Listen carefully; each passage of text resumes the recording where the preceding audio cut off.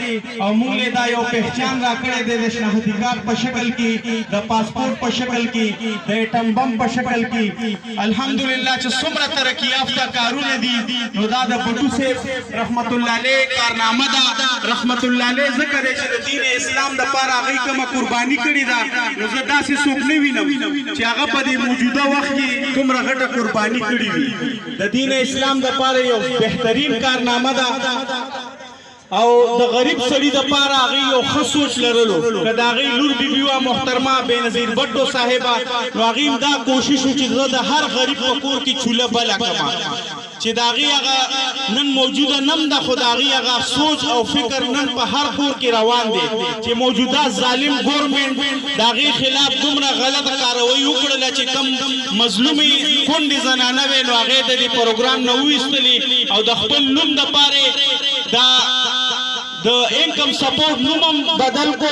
احساس کفالت کو اربونه روپیه په دې صرف نوم باندې ولګولې د څه دپاره چې زما نوم وشي چې د بېنظیر محترمې هغه نوم د دې زنانو د ذهن نه وځي نو دا دومره غلطه پالیسي موجوده ګورمنټ هم کړې ده الله دې ورسره پېښ شي چې د غریبو حق یې لرې کړی دی او بل یې ورکړی دی ځکه چې دا هغه مظلومې زنانه وې زیاتر کونډې نن هم په خپل علاقه کې وینو چې هغه د دې